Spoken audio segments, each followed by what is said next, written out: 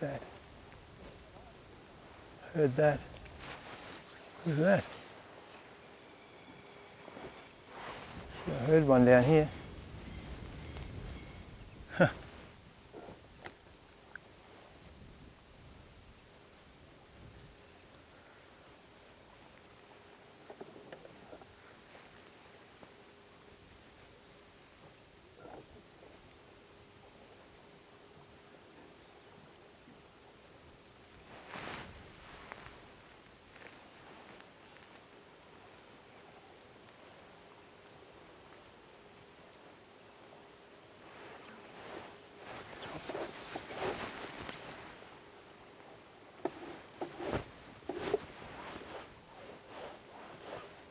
Wouldn't eat it.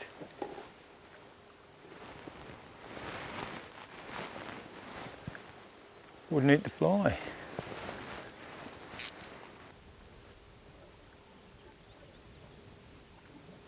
I'm just trying to hold the boat here with the electric motor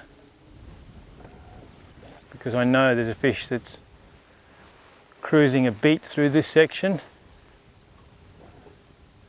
and at some point he should come back past me here, and that's when I need to catch him.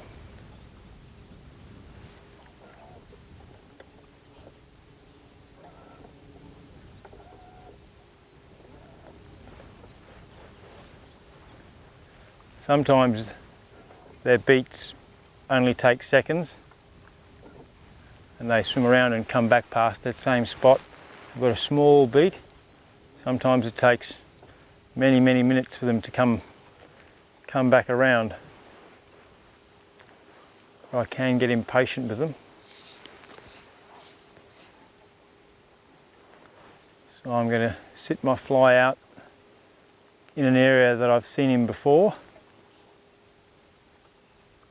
And if he's cruising down deep when he comes past it, hopefully it will draw him up to the surface.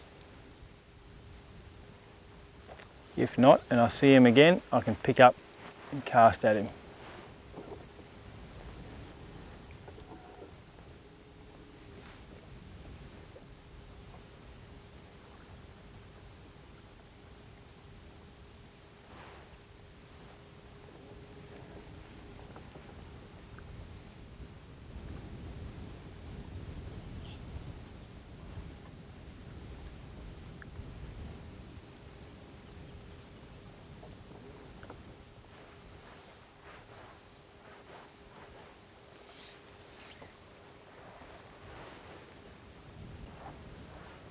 And that was him down deep.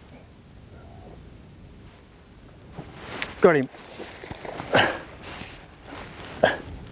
Well, I thought that was him coming past me. I wasn't absolutely sure because he looks a little bit smaller than the last couple.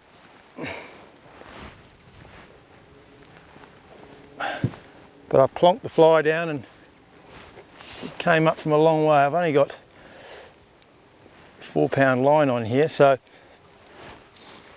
it's quite fine considering the size of fish that we're trying to catch, and a long soft rod, but sometimes they just get you in the weed.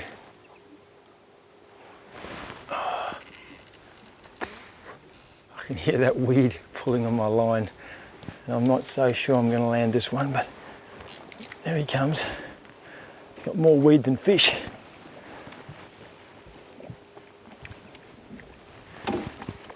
And I'm going to try and keep him on a short line. You can see he's not quite as big as the others, but beautiful colours. Great camouflage in here.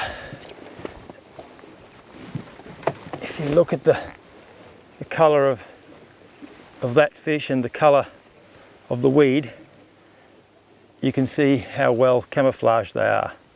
So to see these fish, you're looking down from the top, and this bit here of the fish is a lot darker, and obviously the fish is going to throw a shadow, and that's what you're looking for. So there's a healthy little fish. I think we've got a healthy population of cormorants because this guy here is also been attacked, but at least didn't cost him his life.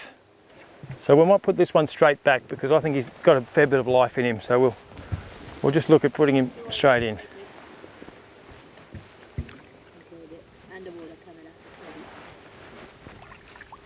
You can see a nymph shark right there.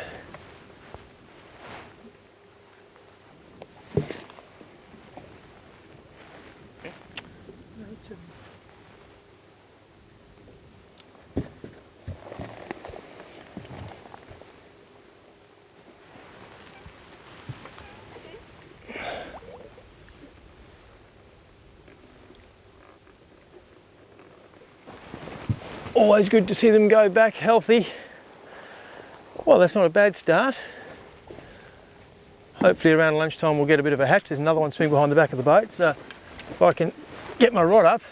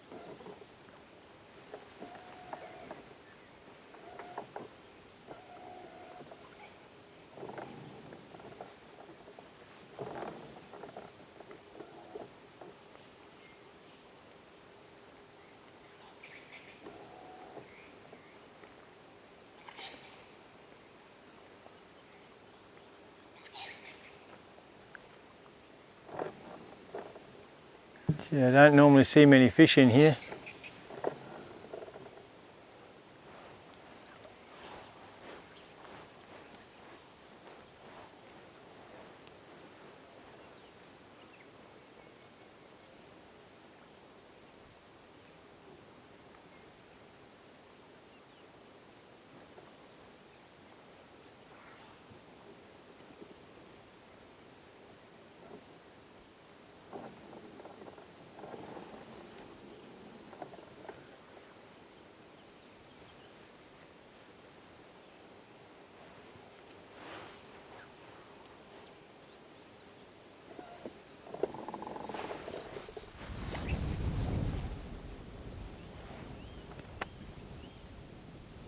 Oh, he swam under it.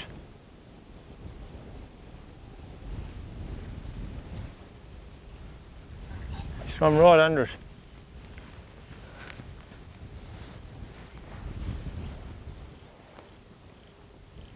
Here he comes, here he comes, here he comes.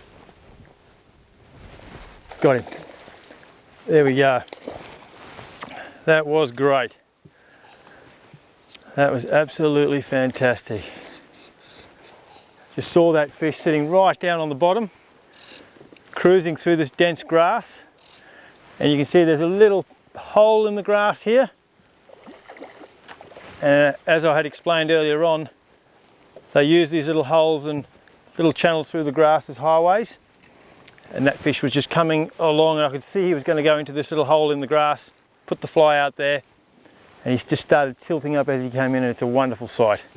It is a wonderful sight. Oh, nice slow take. Just going to grab the net. Much better condition, this one. Oh, and wasn't that just magnificent? Sight casting in the shallow margins of the lakes doesn't get a lot better than that. Now, he's got that fly right down his mouth. Don't want to put my hand too far in his mouth because they've got quite big teeth, some of these fish. So he really wanted that. Which is strange because some of them have swum under it and some haven't. That is what we call a shaving brush, which is an emerging nymph. The deer hair on the top is meant to represent the nymph hatching out into the mayfly, and the subsurface portion here is going to be the nymph shuck. So a bit of a half and half fly, very, very effective here in Tasmania. Catch a lot of fish on flies like that, and they're good to see too, nice and easy to see. This guy obviously liked it, so we'll pop him straight back.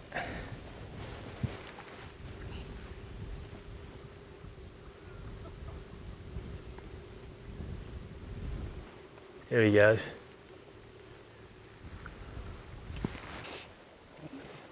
Gee, wow. Wasn't that a great piece of fishing, eh? I was just driving up this way to try and find the big fish that we have just seen, and my fly was dragging behind me in the water, and we were going quite slowly, and the fish grabbed my dry fly under the water. So that is a lucky one. I don't even think I can count that. And oh, it's pulling nice and hard. I wish I had sight cast to that, and I should say that I did, but I didn't. That was lucky. But that happens here from time to time in Tasmania. You're just driving from one spot to the other, and next thing you know, look at this. You're never going to get one of the big, fat, old ones. They're too clever for that. But these little ones, like this, oh, sometimes they're not the smartest. And he's got that beautifully down his throat. It looks like the perfectly timed strike, but it wasn't. It was just dragging behind the boat. Oh dear. Oh well, we'll count that as another one caught anyway, won't we? Get this fly out. He's really got it.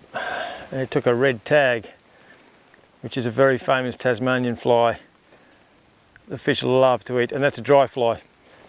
It took it dragged along, so I better put him back. We need more stupid fish like this. I want that fish to breed so they can all become stupid. So we'll stick him back.